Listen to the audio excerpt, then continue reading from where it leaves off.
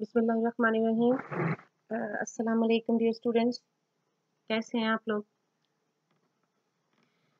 ठीक है। आज हमने लेक्चर नंबर 19 स्टार्ट कर रहा है and it would be the end of the reading of the first part of the chapter 2। Chapter 2 आपको मैंने बताया था कि it is the topic of the chapter 2 is books. इसमें तमाम पार्ट्स में हम इसके डिफरेंट 4 चैप्टर हैं आपके इसमें, तो उसमें हम चारों में ही हम बुक से रिलेटेड डिफरेंट चीज़ों को डिस्कस करेंगे। सो द रीडिंग साइलेंस हम कर रहे थे, we were doing the reading of the reading silence. We have done the reading of first 3 paragraphs. आज हम today we will resume the paragraph 4. I did the reading of paragraph 4. I again start read the first 3 lines. At the same time, in previous lecture, you learned that it was very much difficult for Francis to read the book Hobbit in the beginning, but later on, he developed a very strong habit with fluency. उसकी जो reading थी वो बहुत fluent हो गई और उसने certain उसने steps लिए जिसकी वजह से उसकी जो reading थी वो improve हो गई। उसमें वो थोड़ी सी डिटेल में और जाता है। उसने ये कहा था कि he felt a little bit difficulty in uttering the sounds in the beginning, but later on he joined the sounds together to make the words, and then he joined the words to make the sentences. अब वो क्या कहता है कि at the same time I couldn't read quite a lot of the words in the Hobbit. कहता है मैं he read the whole book, लेकिन कितनी अजीब बात है ना, कहता है I couldn't read quite a lot of words in the Hobbit. I had accelerated increased या बढ़ाना. I had accelerated into reading. Accelerate होता है वो speed को जो बढ़ाना होता है. Into reading faster than my understanding. He was able enough to read the word without understanding. So many students face this difficulty कि वो word तो पढ़ लेते हैं, but they are आपके साथ भी तो ऐसा ही होता है. You can read so many words on your own, but you don't know the meaning of. So if you don't know the meaning, then your comprehension level will not be to such extent. So कहता है I had accelerated into reading faster than my understanding had grown. उतनी मेरी समझ नहीं पड़ी थी जितनी कि वो कहता है कि मेरी ये जो है मेरी रीडिंग कैपेसिटी बढ़ गई थी. I remember simultaneous with the new liquid smoothness a constant flicker of. अच्छा जी, अब हमने इधर से आज हमने करना है फ्लिकर ऑफ इनकॉम्प्रिहेंसिबिलिटी. जो बात को समझे ना उसको इनकॉम्प्रिहेंसिबिलिटी होती है अंडरस्टैंडिंग, और इनकॉम्प्रिहेंसिबिलिटी लैक ऑफ कॉम्प्रिहेंशन और अंडरस्टैंडिंग, समझ का कम होना. कहता है लेकिन वो मेरी समझ कम थी. There were holes, yes this is, there were holes in the text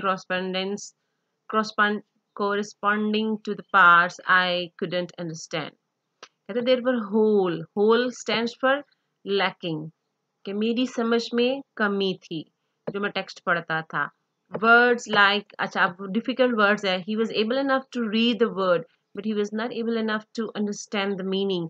To understand the meaning, you have to consult the dictionary or the guidance from the elders. अच्छा कौन कौन से वर्ड समझ नहीं आए उसके? Words like professing, rekindled and adornment had never been spoken in my hearing. कहता ये वर्ड मैंने कभी सुने ही नहीं थे. In my hearing, कभी मेरी समात में ये वर्ड आए ही नहीं थे. Professing होता है to tell the things beforehand. Prophecy होता है किसी चीज को पहले से बता देना. और रिकिंडल एंड एडोनमेंट होता है सजाना किसी शय को. कहते ये जो 3 वर्ड्स थे जब स्टार्ट में उसने पढ़ा, he never heard all the three words earlier. No one had ever told me aloud to behold something. Behold, listen carefully. जब हमने किसी को कहना होता है कि मेरी बात गौर से सुनो, तो हम कहते हैं लिसन टू मी केयरफुली, लेकिन इसके अलावा अगर हम एक और वर्ड यूज करना चाहें तो वो है बी होल्ड। कहता मुझे कभी किसी ने कहा ही नहीं था कि किसी चीज को गौर से सुनना है। And I didn't know that vessels, ये बहुत मजे की बहुत इंटरेस्टिंग सी बात है। कहता है I didn't know that vessels could be cups and bowls as well as the ships. ठीक है, हमारे यहाँ वेसल्स ज्यादातर घर में इस्तेमाल होने वाले बर्तनों के लिए लिए जाता है। ठीक है, लेकिन कहता है जब मैंने हॉबिट पढ़ा तो मुझे नहीं पता चलता, मुझे पता ही नहीं था ये कप्स बाउल्स और ये जो शिप्स है इनके दो तीन सब के लिए इस्तेमाल होता है। I could say these words over and shape my mouth around their big sounds. मुंह बना बना के जैसे वो बच्चे बोलते नए वर्ड बोले तो you have to feel it difficult to pronounce the word. So the movement of your lips and the utterance of the sound doesn't match each other. फिर वो कहता है कि I could enjoy them, but in spite of all these difficulties to understand the meaning, to utter the words properly, कहता है I enjoyed all these things. When I speeded up, जब मैंने मेरी कहता है जब मेरी रीडिंग कैपेसिटी बढ़ी, जब मैंने पढ़ने की रफ्तार अपनी तेज कर ली, and my reading became fluent तेज हो जाना, विदाउट एनी हर्डल बोल पाना जिसको हम कहते हैं। इट वॉज पार्टली बिकॉज कहता है ये मेरी जो फ्लुएंसी बढ़ी थी इसकी कुछ रीजंस थी, उसमें से कुछ हिस्सा क्या था, बिकॉज क्या कहता है, because I had learned these are two main points, how to ignore such words efficiently. कहते जो मुझे चीज समझ नहीं थी आती मैं पढ़ लेता था, but I skip from understanding point of view, तो मैं उसकी बहुत डीप मीनिंग में नहीं जाता था, बस पढ़ लिया तो पढ़ लिया। आई methodically left out chunks, methodically orderly left chunks, छोटे छोटे हिस्से, small parts, या सिर्फ पार्ट्स भी हम कह सकते हैं। कहते I methodically left out chunks, कहते I left the things which I couldn't understand at that time. I marked them, ये सब ये बहुत important पॉइंट है जब आपने अपनी रीडिंग को इम्प्रूव करना होता है। बहुत ही जब वो छोड़ देता था, he left out the chunks, कि मुझे समझ नहीं आई तो उसने छोड़ देना, लेकिन उसके बाद वो क्या करता था, I marked them to be sorted out later, मैं उसके मीनिंग बाद में देखता था, by slower and more patient mental process. I grabbed the gist, grabbed catch या caught, सेकेंड फॉर्म अगर हम कहें तो caught, CAUGHT, जिस्ट होता है मेन पॉइंट, जिस्ट क्या होता है, मेन पॉइंट, जिसको आप मरकजी ख्याल कहते हैं, सेंट्रल आइडिया कहते हैं। आई grab the gist which seemed to survive even in the sentence that were mostly whole. Hole कहता है वही जो लैक करता है, कहते हैं मुझे पता ही नहीं था उनके मीनिंग क्या, वो मेरे लिए एक लैकिंग थी। एंड आई स्पड ऑन, मुझे समझ आ गई सेंटेंस की, मुझे मेन आइडिया की समझ आ गई। So I left those chunks at that particular time, and later on I consulted the dictionary and made my point clear.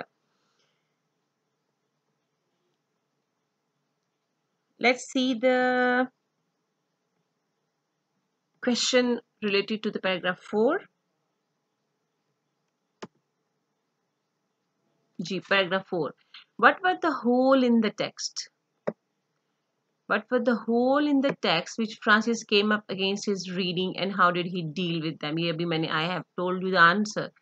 Hole क्या थे? He was unable to understand the meaning. He could pronounce the word, but he was unable to understand the meaning. कुछ ऐसे words थे he never heard those words. तो वो ये थे, और कुछ काम अब क्या हुआ? He left the chunks and later on he made his point clear after consulting something. Paragraph 5. Books, it seemed to me, could vary more than virtually. Virtually होता है completely. Anything else that went around in the world under one name. कहता है किताबों की इतनी variety है, there is huge tremendous variety of the books की। एक वर्ड बुक है और उसकी एक इस टॉपिक के अंडर इतनी ज़्यादा बुक्स हैं कि और कोई शय इतनी वेरी नहीं कर सकती। They infused me filled me with new emotions. जो बुक पढ़ता उसके according I develop the emotions developed according to the kind of the book. They let me try out a different life for size, a wonderful alternative to my own small, dreamy, medically unlucky family of four. और फिर कहता है कि medically unlucky, जिसकी वो start में बताता कि his younger sister was a sick person and his parents needed to take care of her all the time, तो उसको थोड़ा अजीब सा लगता था, he felt neglected। तो कहता मेरी मेडिकली अनलकी फैमिली जैसे माहौल में it was a different experience for me to go through the world of books. In Arthur Ransom's, try to make this point clear in your mind. In Arthur Ransom's Swallows and the Amazons, ठीक है, अब आपने ये ध्यान से देना रखना है कि इसका ये Swallow and the Amazons क्या है. So be careful regarding this point as well. कहता है कि in Arthur Ransom's Swallows and the Amazons, the brother and the sisters were robust, healthy, strong. Robust क्या होता है? Healthy, strong. It was contrast to his family. उसकी family sick थी, बीमार रहते थे, उसकी जो बहन थी, as compared to her sister, वो जो Swallows and the Amazons में जो family थी वो बहुत strong थी. Without having to feel disloyal मतलब कहता है मुझे अपनी फैमिली से मैं भागना नहीं चाहता था, मैं डिसलॉयल नहीं था, मैं I could experiment reading Arthur Ransom's with the idea of belonging to that other kind of the family. कहता है डिसलॉयल नहीं था, but I wanted to be the part of that particular family who were robust, who were healthy, who were strong. ठीक है जी. Now let's see the question related to this para. ये कहते हैं for which two reasons Francis particularly enjoys Swallow and the Amazon. Swallow and the Amazon को वो कैसे enjoy करता था, ये आपने बताना है. Next paragraph number 6. When I made my choice at the library, कहता है जब मैंने लाइब्रेरी में किताबें पढ़ने को अपना इंतखाब बनाया, when I decided to dive into the world of books, जब मैंने फैसला कर लिया कि मैंने किताबें ही पढ़नी है, I knew that I could have under my arm, तो कहता है मुझे पता था कि under my arm का मतलब क्या है, within my reach, on the way home and जहाँ जाऊँ घर होऊंगा, on the bus, melancholy होता है, melancholy sadness, उदास होना, melancholy उदास होना, तो वो कहता है कि melancholy है, बस में हूँ, घर हूँ, खुशी है या खौफ है, enchantment है और longing. Books are available at any time. किताबें मुझे हर वक्त, हर जगह, हर इमोशन में मुझे मिलेंगी. I didn't just want to see in books what I saw in the world around me. कहता है मैं जो मेरी जिंदगी थी मैं उस तरह की चीजें बुक्स में नहीं देखना चाहता था. सिर्फ वही चीजें नहीं देखना चाहता. I didn't just want to see in the books what I saw in the world around me. जो मेरी ऑब्जर्वेशन थी सिर्फ मैं उधर ही नहीं रहना चाहता था. Even it was described from different angles. वो एज इट इज तो जिंदगी नहीं थी, डिफरेंट एंगल्स के साथ, लेकिन सिर्फ मैं I didn't want to limitize myself. Francis ये कहता है I didn't want to limitize myself to the world around me. I wanted to see things I never saw in life. बल्कि मैं जिंदगी के वो रुख भी देखना चाहता था जो मैंने कभी नहीं देखे थे around me. He didn't want to limitize himself to the world around him. He wanted to see much more beyond the realities जो कि उसके इर्द गिर्द नहीं थी, वो चीज़ें भी देखना चाहता था. More than anything else, I wanted them to take me away. Wanted them to take me away, क्यों चाहता था कि उनके साथ कहीं उन वाकयात के साथ अपने आप को जीना चाहता था. I want the exodus. Exodus क्या होता है? Escape, फरार, राह फरार तलाश करना. तो कहता था मैं ये राह फरार तलाश करना चाहता था. So the next question related to this para is explain in your own words what it was Francis wanted of all from the books. वो क्या चाहता था कि किताबों से उसको क्या कुछ मिले. ठीक है जी. वो he wanted to escape. सबसे ज्यादा वो क्या चाहता था? He wanted to escape from the world. So dear student, this is the end of the lecture. I hope you have understood well. और आपको चीज़ें समझ आ गई होंगी. Hopefully you enjoyed it and learned the things. I have made all the points clear to you people. जितनी भी आपकी चीज़ें थी, अब आपने ये देख लिया कि we have attempted all the 9 question. If I talked about the question number 8, describe the variety of the books which Francis chose from the library. ठीक है, वो डिफरेंट बुक्स की बात करता है, ये भी आपने अटेम्प्ट करना है. So try to write all these answers in your book. मैं आपको बार बार कहती हूँ कि इसको लिखना सीखें ताकि आपको पता चले कि you have completed the task. इससे आपको खुद भी पता चलेगा कि what is the sentence structure. Thank you so much. Allah Hafiz.